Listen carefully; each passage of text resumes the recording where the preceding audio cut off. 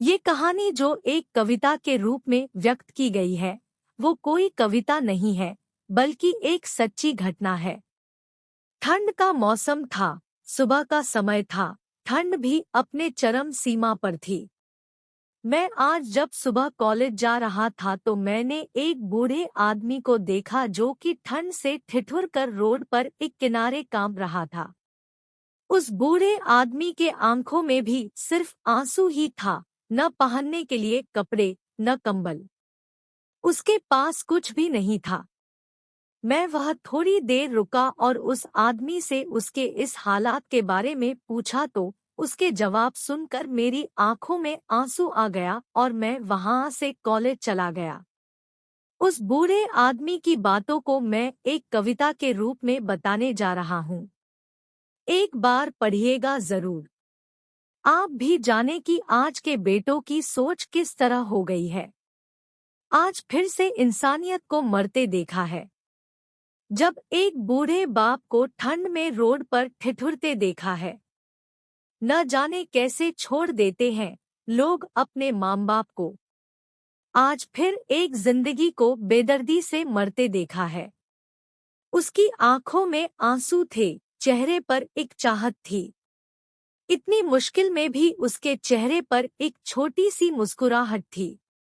बहुत बुरा लग रहा था मुझे, ना जाने क्यों मन में एक बेचैनी थी। मेरे पास कुछ भी न था देने को, लेकिन फिर भी उसको कुछ भेंट देनी थी। आखिरकार मैंने उससे पूछ ही लिया, बाबा तू यहाँ इतनी ठंड में क्यों लेटा है, अपने घर क्यों नहीं जाता। उसके आंखों में आंसू आ गए, प्यार की झलक भी दिख रही थी। वह बोला, बेटा तेरे जैसे ही मेरा भी एक बेटा है, जिसको मैंने पलकों पर बिठाया था। प्यार तो खुद से भी ज्यादा किया था उसको, क्योंकि उसके ऊपर से उठा उसके माँ का जो साया था। मैं बाप होकर उसको एक माँ का भी प्यार दिया। शायद कुछ इसी कारण से उसने मुझे आज घर से निकाल दिया। ना सोचा था मैंने कि कभी ऐसी भी घड़ी आएगी। जो बेटी अपने माँ बाप से दूर आई है, आज वही मुझे घर से निकलवाएगी।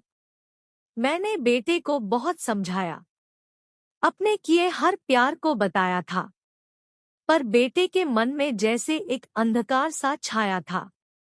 वो भी अपनी पत्नी की बातों में आकर अपने बाप पर जुल्म ढाया है। जिस बाप ने बेटे के लिए अपनी सारी खुशियां त्याग दी, आज वो जैसे हुआ कोई पराया है।